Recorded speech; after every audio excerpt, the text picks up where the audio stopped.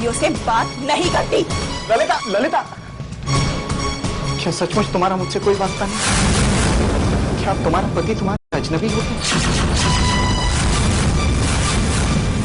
पति? इसका मतलब जानते भी हो तुम? इस शब्द का मतलब मैं उसी वक्त भूल गई थी जिस रात तुमने मुझे आधी रात घर से बाहर निकाल दिया था। वक्त के साथ तुमने जरूर भूल गई होगी, लेकिन मैं उस रात को कभी नहीं भूल सकती। कभी नहीं, कभी नहीं भूल सकती। मुझे सब याद है ललिता। मैं तुमसे कुछ बात करना चाहता हूं। क्या तुम अपने पति को अंदर आने के लिए नहीं कहोगी? जिंदगी भर जो शख्स एक बार मुझे मुड़कर तक नहीं देखना चाहता था, आज वो शख्स मेरे दहलीज पर खड़ा है। ललिता, ललिता, मैंने तुम्हें ढूंढने की बहुत कोशिश की। मुझे अपनी गलती का एहसास है, लेकिन क्या मुझे एक बार अपनी बात तुम्हारे सामने रखने का मौका नहीं मिलेगा? मौका? मिस्टर सलील, शायद आपकी याददाश्त कम हो गई। मैंने तुम्हें कई मौके दिए, लेकिन अब बस बहुत। मेरे पास तुम्हें देने के लिए ना वक्त है, ना हमदर्दी है, कुछ नहीं। इसलिए भलाई इसी में कि तुम अभी इसी वक्त यहाँ से चले जाओ। चले जाओ यहाँ से, चले जाओ।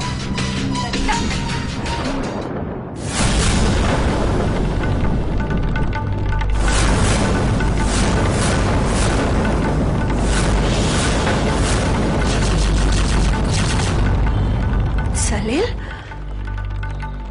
तुम यहाँ?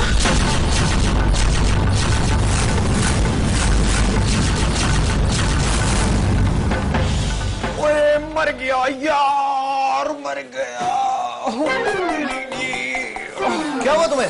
अरे क्या हुआ? यार, तेरे चक्कर में ना मैं घुम चक्कर बनता जा रहा हूँ यार। मेरे चक्कर? अच्छा भला अपने पैरों पे चल के आ रहा था। अरे लेकिन हुआ क्या तुझे? अरे होना क्या था, वो तेरी तारा सामने से फाइल पढ़ती हुई आ रही थी। ध्यान पता नहीं कहाँ था, बस रख दिया अपना पाँव मेरे पाँव पे। अरे यार, अब डांट भी तो नहीं सकता ना मैं उसको। प्यार जो करता है तू उससे। अरे यार, गलती से हो गया होगा, अब जानबूझकर थोड़ी ना वो करेगी ऐसा। हाँ बेटा, ले ले अपनी तारा की साइड ले तू। अरे बाबा, मैं कोई उसकी साइड वाइड नहीं ले रहा हूँ। मैं तुझे बस समझाने की कोशिश कर रहा हूँ कि इंसान से ही तो गलती होती है। चल मैं एक काम करता हूँ, तेरे लिए मेडिसिन मंगा ले। और नहीं डॉक्टर मंगा लेता। और नहीं रह यार तू कहता है तो एम्बुलेंस मंगा लेता। माफ कर दे यार, तू मुझे माफ कर दे बस। ओ वाहेगुरु, और मेरे पे इतनी कृपा कर।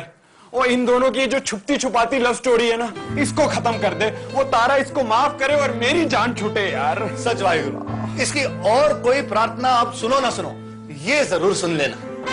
होते अभी भी अपने संभाल के, संभाल के, संभाल के।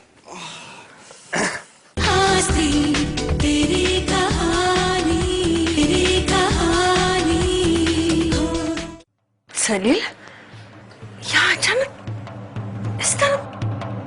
बहुत जल्द इस शख्स को अपनी पत्नी की याद आई, इसलिए वो यहाँ चले आया। भाभी, इसे कहिए मैं इसे बात नहीं करना चाहती, मैं इसे और बर्दाश्त नहीं कर सकती। ललिता, भाभी, मुझे अपनी गलती का एहसास हो गया। मैं यहाँ आप लोगों को ठेस पहुंचाने नहीं आया, बल्कि अपनी गलती की माफी मांगने आया। माफी? किस बात की माफी सलील? और माफ उन लोगों को किया जाता है जिनकी जिंदगी में कोई अहमियत हो, और जब हम दोनों अलग हो ही चुके हैं तो आप क्यों आए हो माफी मांगने? हाँ, मुझे एक बात बोलो सलील, क्या तुमने कभी भी जानने की कोशिश की कि तुम्हारी पत्नी कैसी है, किस हाल में है, जिंदा भी है या मर गई?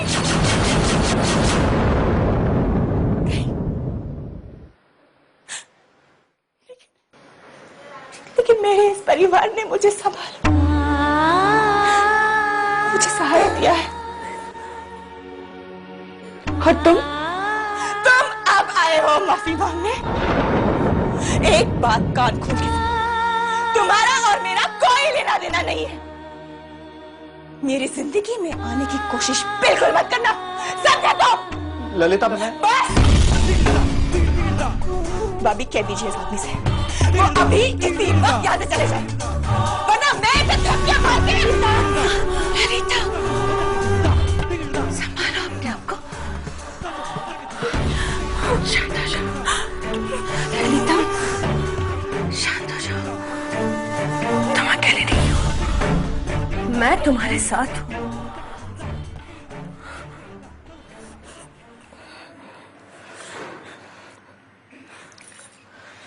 अंदर आओ। एक मिनट, अभी ये मैंने कहा अंदर आ सके।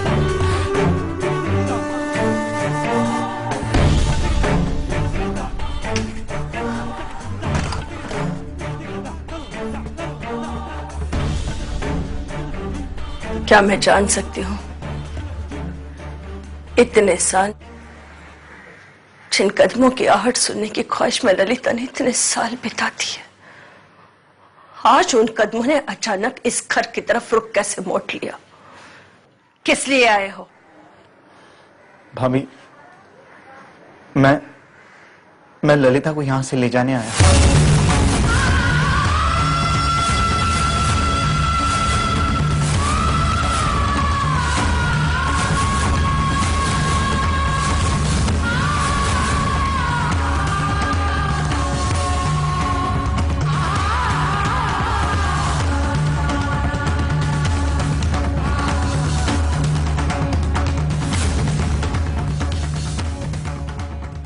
क्या मुझे ले जाने आए हो?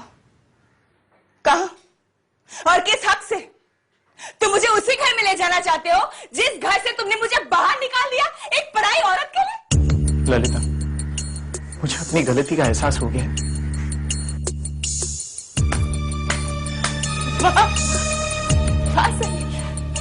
तुम्हें अपनी गलती का एहसास हो गया?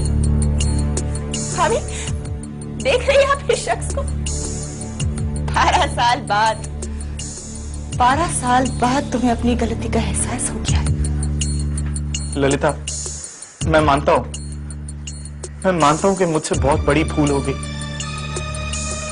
उस वक्त मैं नहीं जानता था कि जिसे मैं प्यार समझ रहा हूं वो प्यार नहीं है। शालिनी मुझे छोड़कर चली गई।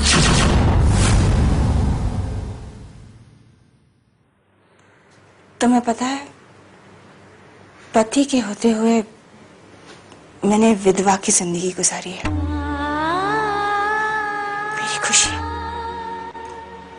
मेरी सारी खुशी खत्म हो गई। किसकी वजह से? हा? तुम्हारी वजह से। और अब जब वो औरत तुम्हें छोड़कर चली गई है तो तुम मेरे पास आ गए हो वापस। अरे शर्म नहीं आती तुम्हें? किस मुंह से तुम यहाँ आए हो मुझे ले जाने? हाँ देखो सलेल, चले जाओ यहाँ से। इससे पहले मेरा हाथ उठ जाए, चले जाओ यहाँ से, चले जाओ।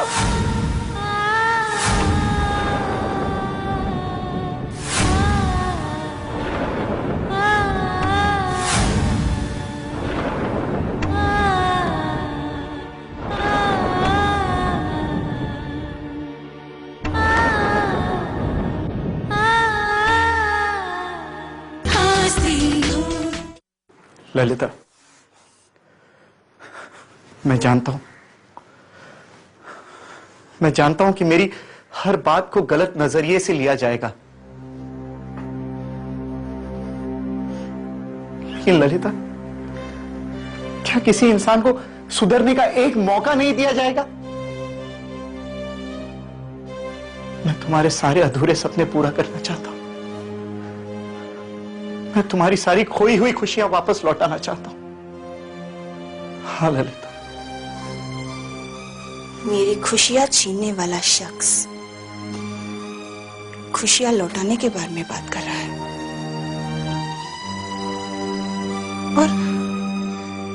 और किन सपनों के बारे में बात कर रहे हो तुम? वही सपने जिन्हें तबाह करने में तुमने कोई कसर नहीं छोड़ी। सलील, मैंने सपने देखना बंद कर दिया है।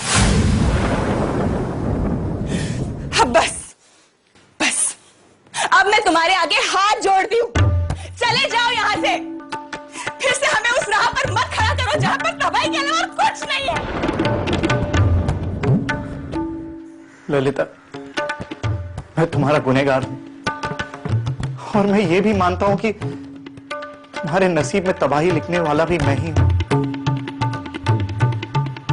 लेकिन ललिता, देर से ही सही, मुझे अपनी गलती का एहसास हो गया और मैं मानता हूं कि मैं गलत था। तुम्हारे मानने न मानने से मुझे कोई फर्क नहीं पड़ता। तुम्हारी अहमियत मेरी जिंदगी में बिल्कुल नहीं है।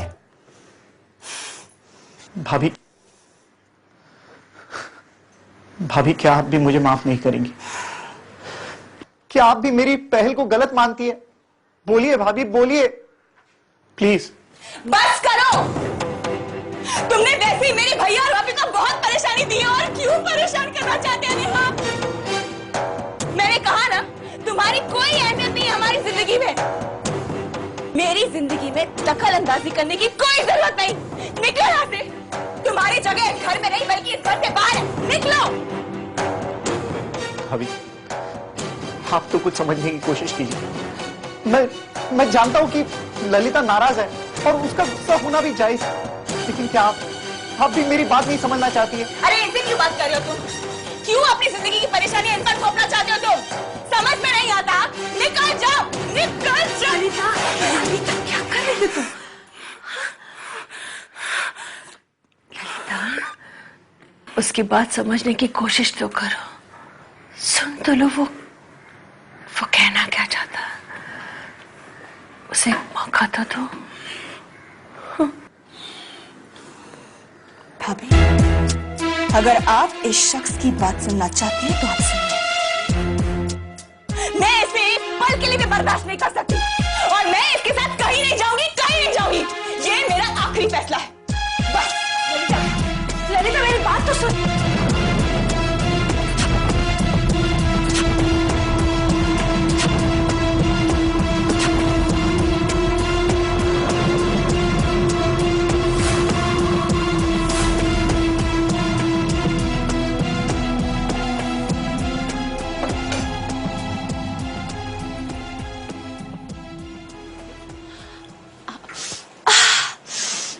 खुशबू तो बहुत अच्छी आ रही है। ये मसाले वाले ही चाय है ना? हाँ, लेकिन तुम्हारे लिए नहीं है। आई नो, मेरे लिए तो तुम जहर वाली चाय बनाओगी, है ना? मैं जानती थी। वैसे देवयानी, ये आज घर पे कौन आया है? और ये रोने धोने का चक्कर क्या से बात। जो आए हैं वो बुआ जी के पति हैं और उन्हें लेने आए हैं। ग्रेट। इट मीन्स ये सारा ड्रामा लव स्टोरी से कनेक्टेड है। Wow, I just love such story. किसी के जिंदगी के वक्त को कहानी का दर्जा मत दो। और बोलने की तमीज नहीं है ना, तो कम से कम चुप रहो और मुझे अपना काम करने दो, समझी? देवयानी, सॉरी। तुम इतना नाराज क्यों रहती हो मुझसे? ये मत भूलो कि जिंदगी तो मेरे साथ ही बितानी है तुम्हें। आफ्टर ऑल, इस घर की छोटी बहू जो होने वाली हूं मैं। सो भाभी, अभी से बनाकर चलो ना मेरे साथ।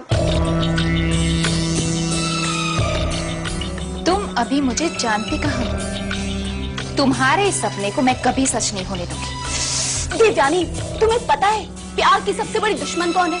तुम, सिर्फ तुम। मुझे तो लव स्टोरीज बहुत पसंद है। देखो ना, इतने दिनों बाद आज फूफा जी बुआ जी को मनाने आए। कूल ना?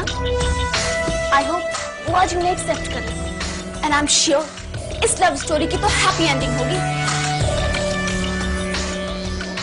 इस लव स्टोरी का क्या होगा वो तो पता नहीं, लेकिन तुम्हारी लव स्टोरी का सैड एंडिंग जरूर होगा, समझी?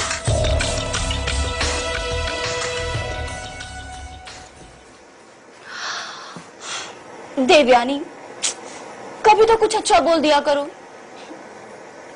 बस एक बार एजे के साथ मेरी शादी हो जाए, उसके बाद इस घर में एक एक दिन तुम्हारा जीना मुश्किल कर दूंगी। ये मेरा वादा है। उस बुरे वक्त से वाकिफ नहीं हूं जब उसकी हर उम्मीद, हर ख्वाहिश उसका दामन छोड़ चुकी थी। तुम उस ललिता को नहीं जानते,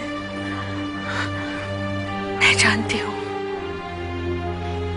तुमने उसका दुख, उसके आंसू नहीं देखे, मैंने देखे। ललिता सिर्फ मेरी ननद नहीं, बल्कि छोटी बहन की तरह प्यार दिया है मैंने उसे। मेरे बच्चों को अपनी मां की तरह अपनाया है उसने। हमारे परिवार का हिस्सा है वो। और आज इतने सालों बाद जब तुम यहां उसे लेने आए हो, तो कैसे उम्मीद करूं कि तुम उसे खुश रखोगे? कैसे ललिता का हाथ उस इंसान के हाथ में सौंप दूं जिसने खुद अपने हाथों से ललिता की खुशियों का गला घोट दिया? मैं ऐसा हरगिज़ नहीं कर सकती, नहीं कर सकती मैं, नहीं। भाभी मैं पहले ही बहुत वक्त बर्बाद कर चुका। काश मुझे ये एहसास होता कि उस वक्त मैं ललिता के साथ नाइंसाफी कर रहा हूं तो आज ये नौबत ही नहीं आती। मेरी वजह से, सिर्फ मेरी वजह से ललिता को इतना दुख झेलना पड़ा, इतनी तकलीफ सहनी पड़ी, सिर्फ मेरी वजह से। ये तो दुख की बात है। इंसान अपने गलती का पछतावा करने में सदियां बिता देता है, वक्त बीत जाता है, जख्म और भी गहरा होता जाता है, फिर ना ही माफ करने की उम्मीद बाकी रहती है और ना ही जीने की इच्छा। ललिता आज उसी दौर से गुजर रही है। ललिता ने कम से कम तुम्हें अपनी गलती सुधारने का एक मौका तो दिया था, पर तुमने तो उसे खुशी का एक भी मौका नहीं दिया। क्या सोचकर वो तुम्हारा हाथ थामेगी, बोलो? भाभी, अब कहने सुनने को कुछ नहीं रह गया मेरे पास। मैं अपने अतीत को तो नहीं बदल सकता हूं, लेकिन अपने आने वाले कल को सुधारने की कोशिश तो जरूर कर सकता हूं। बस मैं इतना ही चाहता हूं कि ललिता मुझे माफ कर दे, क्योंकि अब इस पाप का बोझ, और दिन रात भगवान से यही दुआ मांगता हूं कि भगवान उसे खुश रखे, और कुछ नहीं मांगता, और कुछ नहीं। मैं ललिता को तुम्हारे साथ भेजना नहीं चाहती, हरगिज़ भेजना नहीं चाहती, क्योंकि जो गलती तुमने की है उसके लिए माफी मांगना भी तुम्हारी बेवकूफी है। फिर भी आज यहां तक इतने सालों बाद तुम ललिता को ढूंढते हुए आए हो, तो मुझे लगता है कि तुम्हारा पछतावा दिखावा नहीं है। अभी आप ही बताइए, अगर मुझे अपनी गलती का एहसास नहीं होता तो क्या मैं इतनी जिल्लत सहने के बाद भी यहां पर खड़ा रहता? भाभी, अगर आप कहे तो मैं ललिता के पैरों पे गिरकर माफी मांगने के लिए तैयार हूं। मैं कुछ भी करने के लिए तैयार हूं, बस एक बार वो मुझे माफ कर दे। प्लीज भाभी, मुझे बताइए मैं क्या करूं जिससे मैं उसकी नजरों में दोबारा अपनी जगह बना सकूं। मैं ललिता को मजबूर नहीं कर सकती, लेकिन अगर तुम मुझसे वादा करो कि तुम उसे कभी दुख नहीं दोगे, हमेशा उसे खुश रखोगे, तो एक कोशिश जरूर कर सकते हो। भाभी, मैं अपना परिवार चाहता हूं। पहले ही मैं अपनी गलतियों का बहुत खामियाजा भुगत चुका हूं, अब और गलती नहीं करना चाहता। भाभी, प्लीज आप कुछ कीजिए। ललिता से कहिए कि प्लीज मुझे एक मौका दे दे। मैं उसे निराश नहीं करूंगा, मैं उसे दुनिया की हर खुशी दूंगा। भाभी, प्लीज उससे कहिए कि मुझे एक मौका दे दे, सिर्फ एक।